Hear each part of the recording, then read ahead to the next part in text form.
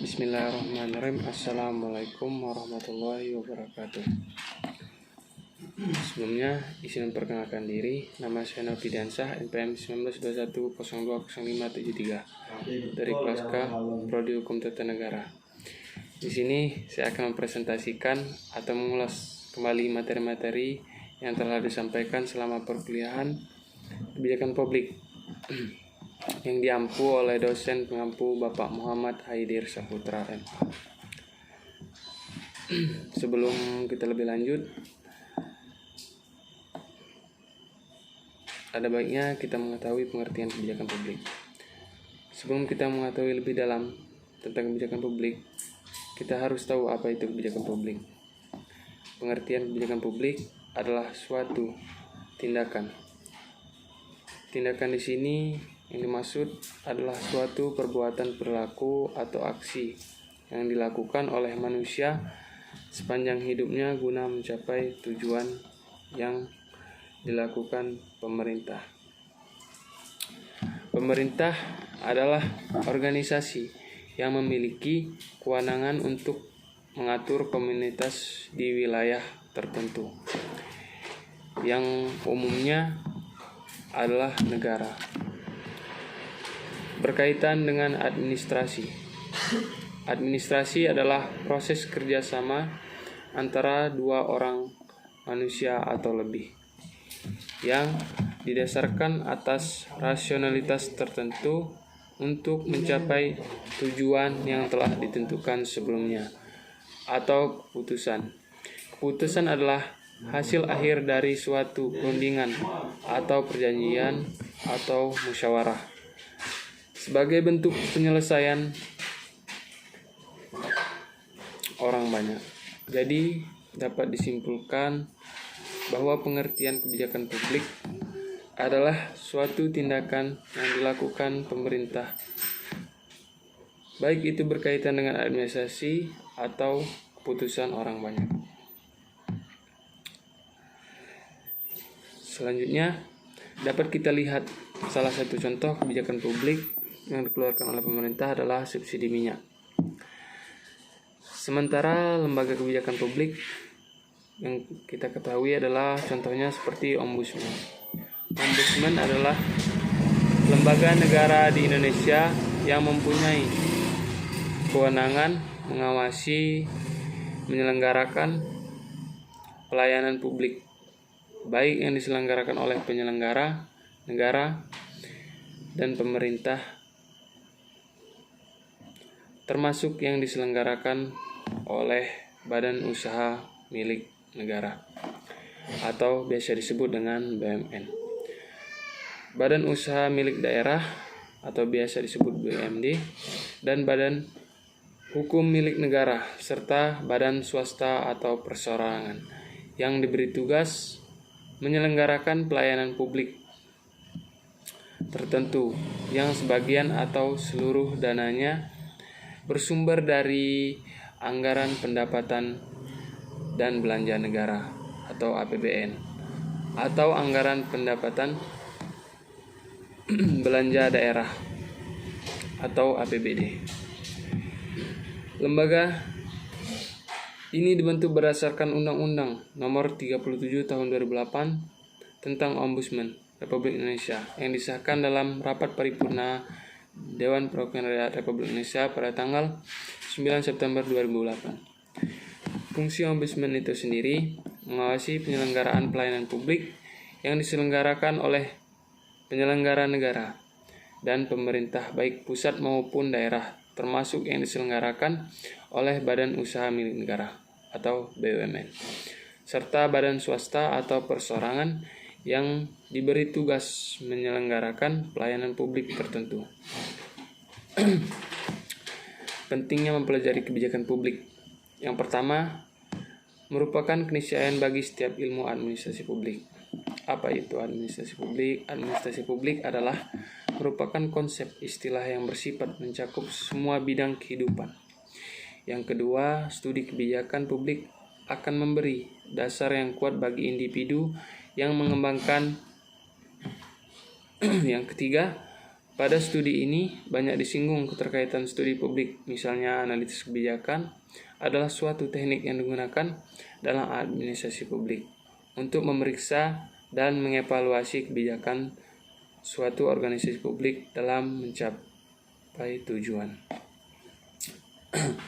Latar belakang munculnya kebijakan publik yang pertama adalah selalu berkaitan dengan ilmu politik. Ilmu politik ialah ilmu yang mengkaji tentang hubungan kekuasaan baik sesama warga negara, antar warga negara dan negara maupun hubungan sesama negara.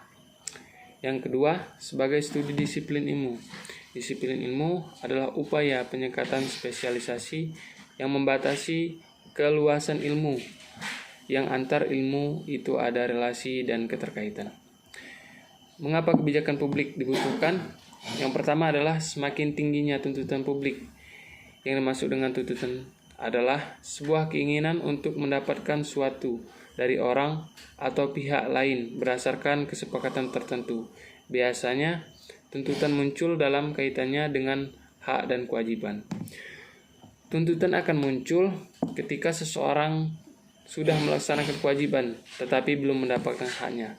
Sementara publik adalah sejumlah orang yang memiliki minat sama terhadap suatu kegemaran atau hobi tertentu tanpa harus mempunyai pendapatan yang sama dan menghendaki pemecahan masalah tanpa adanya pengalaman untuk itu.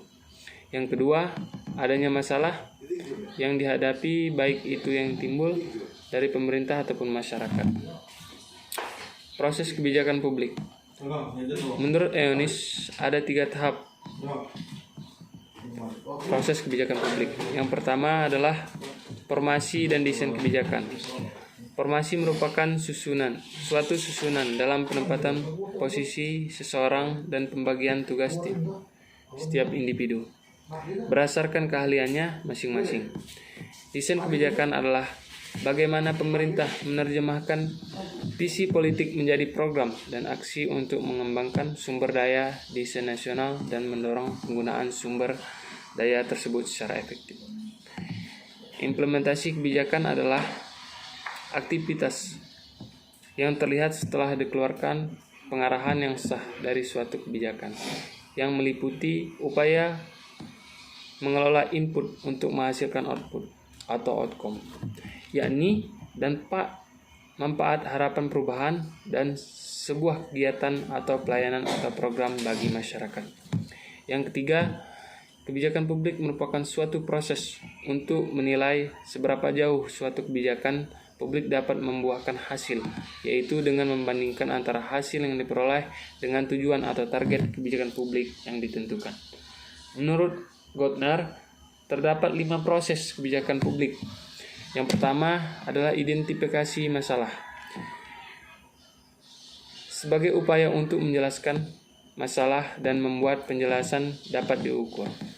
Identifikasi ini dilakukan sebagai langkah awal penelitian. Yang kedua, formulasi. Formulasi adalah serangkaian proses pembuatan olahan menjadi produk jadi yang dapat dipertanggungjawabkan. Yang ketiga, legitimasi adalah penerimaan dan pengakuan atas kewenangan yang diberikan oleh masyarakat kepada pimpinan yang telah diberikan kekuasaan.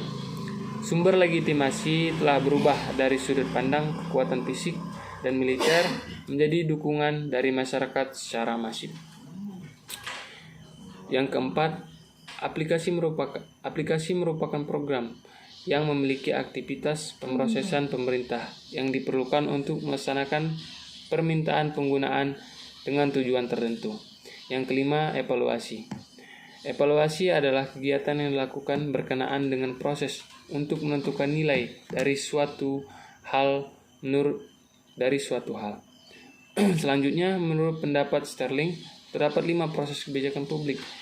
Yang pertama adalah identification of needs, yaitu mengidentifikasi kebutuhan-kebutuhan masyarakat dalam membangun dengan mengikuti beberapa kriteria. Antara lain, yang pertama adalah menganalisis data. Analisis data adalah proses pemeriksaan dan pengolahan untuk diubah menjadi informasi bermanfaat menarik kesimpulan, dan membantu dalam menyelesaikan suatu permasalahan. Yang kedua adalah sampel. Sampel adalah sebagian untuk diambil dari keseluruhan objek yang diteliti dan dianggap mewakili seluruh populasi. Yang ketiga, data statistik.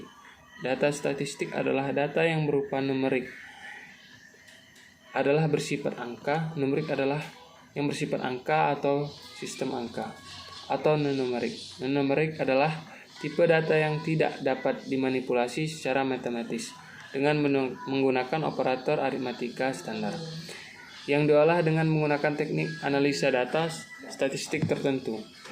Pengolahan ini dihasilkan dari angka mentah yang kemudian menjadi bagian informasi aktual atau terpercaya yang dikumpulkan oleh peneliti selama studi berlangsung. Yang keempat adalah model-model simulasi.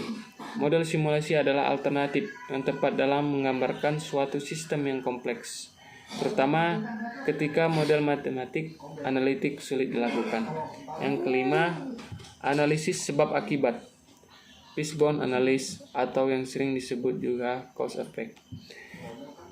Diagram merupakan sebuah metode yang digunakan untuk membantu memisahkan masalah yang ada dengan melakukan analisis sebab dan akibat dari suatu keadaan dan sebuah diagram yang terlihat seperti tulang ikan.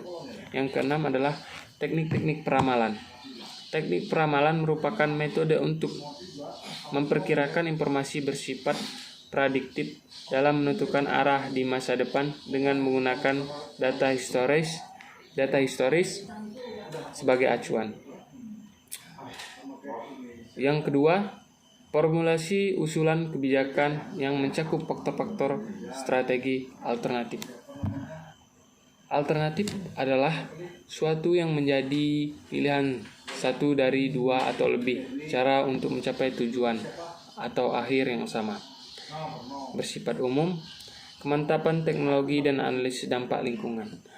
Analisis dampak lingkungan adalah kajian mengenai dampak besar dan penting suatu usaha dan atau kegiatan yang direncanakan pada lingkungan hidup yang diperlukan bagi proses pengambilan keputusan tentang penyelenggaraan usaha dan atau kegiatan di Indonesia. Yang ketiga, adopsi. Adopsi yang mencakup analisis kelayakan politik. Analisis kelayakan politik yakni digunakan untuk memprediksi kemungkinan hasil dari solusi yang diusulkan untuk masalah kebijakan. Melalui pemeriksaan aktor, peristiwa, dan lingkungan yang terlibat semua terhadap proses pembuatan kebijakan. Gabungan beberapa teori. Teori politik, gabungan dari beberapa teori politik. Teori politik adalah bahasan dan renungan atas tujuan dan kegiatan politik, cara-cara untuk mencapai tujuan tersebut, kemungkinan dan kebutuhan-kebutuhan yang ditimbulkan oleh situasi politik tertentu, dan kewajiban-kewajiban atau obligation yang diakibatkan oleh tujuan politik itu, dan penggunaan teknik-teknik penganggaran. Yang keempat, aplikasi. Aplikasi yaitu pelaksanaan program yang mencakup bentuk-bentuk organisasinya, model penjadwalan, penjabaran, keputusan penetapan harga, dan skenario pelaksanaan. Yang kelima, evaluasi yang mencakup metode eksperimental, sistem informasi.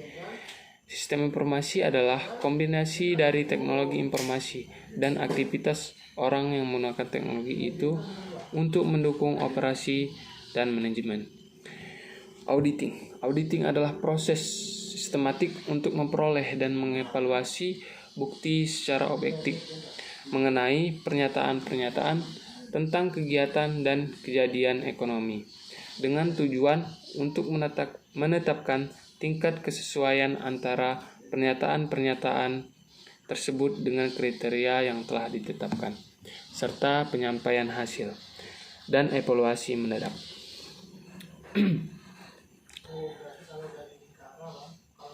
Mengenai relevansi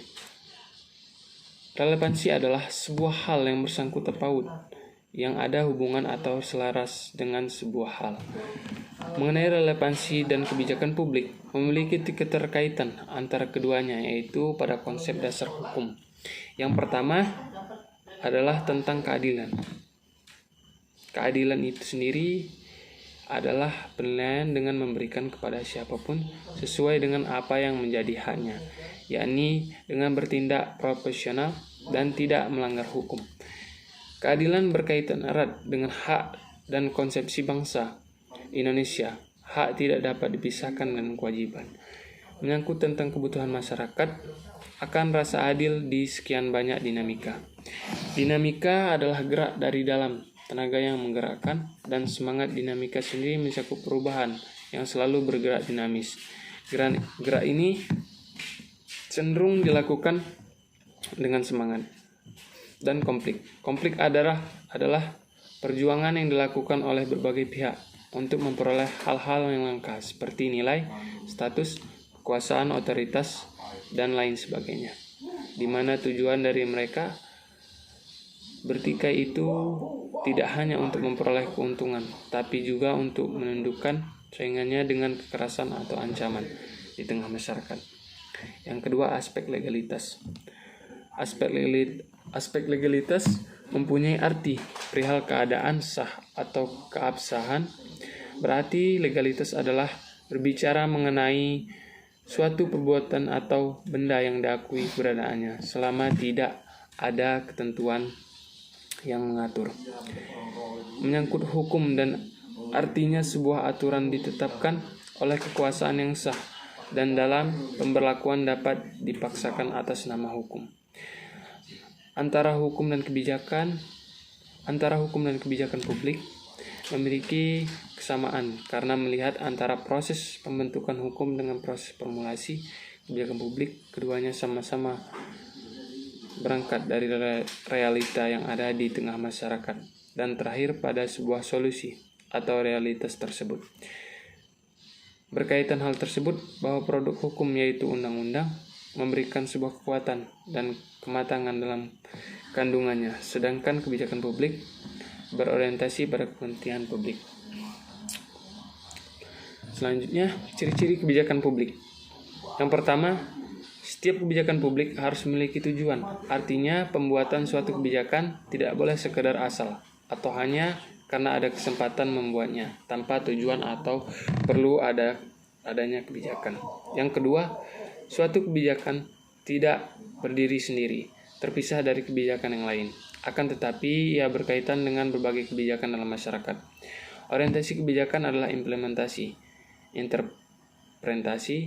interpretasi, dan penegakan hukum. Yang ketiga, kebijakan publik. Kebijakan adalah apa yang dilakukan oleh pemerintah, bukan apa yang masih ingin atau dikehendaki untuk dilakukan pemerintah. Yang keempat, kebijakan dapat berbentuk negatif atau larangan dan dapat juga berupa pengarahan untuk melaksanakan atau mengajurkan sesuatu. Yang kelima, kebijaksanaan harus berdasarkan hukum sehingga mempunyai kewenangan untuk memaksa masyarakat mengikutinya. Tujuan kebijakan publik adalah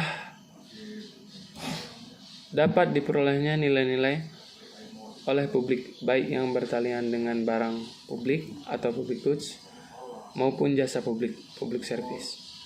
Nilai-nilai tersebut sangat dibutuhkan oleh publik untuk meningkatkan kualitas hidup, baik fisik maupun non-fisik. Unsur-unsur kebijakan publik. Komposisi sebuah kebijakan dapat dilihat dari struktur kebijakannya. Terdapat 5 unsur dalam sebuah kebijakan publik. Yang pertama, tujuan kebijakan. Tujuan menjadi unsur pertama dari suatu kebijakan. Akan tetapi, tidak semua kebijakan mempunyai uraian mengenai pencapaian tujuannya. Perbedaannya terdapat pada jangka waktu pencapaian tujuan, posisi gambaran, orientasi, dan dukungannya. Kriteria tujuan yang baik adalah diinginkan untuk dicapai, rasional atau realistis, jelas, berorientasi ke depan. Yang kedua, masalah. Masalah merupakan unsur yang sangat penting dalam kebijakan. Kesalahan dalam menentukan masalah yang tepat dapat menimbulkan kegagalan total dalam seluruh proses kebijakan. Yang ketiga, tuntutan. Tuntutan dapat bersifat moderat atau radikal. Tuntutan muncul karena dua sebab, yaitu terabaikannya kepentingan suatu golongan dalam proses perumusan kebijakan dan munculnya kebutuhan baru yang menyusul setelah tujuan atau masalah-masalah sebelumnya terpecahkan. Yang keempat, dampak atau outcome. Dampak merupakan tujuan lanjutan yang muncul sebagai pengaruh dari pencapaian suatu tujuan. Salah satu contohnya dalam kebijakan ekonomi adalah kebijakan investasi perpajakan dan pengeluaran pemerintah. Kebijakan itu akan memengaruhi pertambahan atau pengurangan terhadap pendapatan masyarakat secara menyeluruh. Yang kelima, sarana atau alat kebijakan. Sarana dalam perumusan kebijakan publik adalah kekuasaan, insentif, pengembangan kemampuan, simbolis, dan perubahan dari kebijakan itu sendiri. Salah satu contohnya adalah kebijakan untuk menghilangkan transportasi becak di Jakarta. Pemerintah menggunakan kebijakan melalui sarana kekuasaan dengan melarang keberadaan becak tersebut. Jenis kebijakan publik. Kebijakan publik dapat dikategorikan ke dalam beberapa jenis, yaitu yang pertama, kebijakan substantif. Kebijakan yang menyangkut apa yang akan dilakukan oleh pemerintah. Yang kedua, kebijakan prosedural. Kebijakan mengenai bagaimana kebijakan substantif dapat dijalankan. Yang ketiga, kebijakan distributif, yaitu kebijakan yang menyangkut distribusi, pelayanan, atau kemanfaatan pada masyarakat. Yang keempat, kebijakan regulatori. Kebijakan yang berupa pembatasan atau larangan terhadap perilaku individu atau kelompok masyarakat. Yang kelima, kebijakan redistributif. Kebijakan yang mengatur alokasi kekayaan pendapatan pemilikan di antara berbagai kelompok masyarakat. Yang keenam, kebijakan material. Kebijakan yang memberi keuntungan sumber daya konkret pada kelompok sasaran, simbolis. Kebijakan yang memberikan manfaat simbolis pada kelompok sasaran.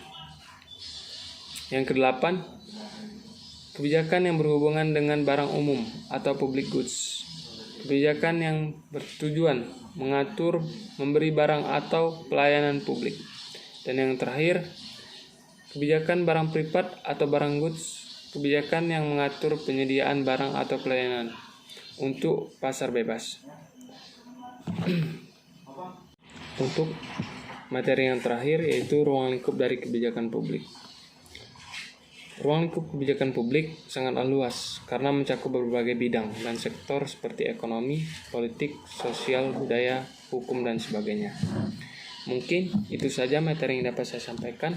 Kurang lebihnya saya mohon maaf dan kepada Allah saya mohon ampun. Saya akhiri, wabillahi taufiq wal hidayah. Wassalamualaikum warahmatullahi wabarakatuh.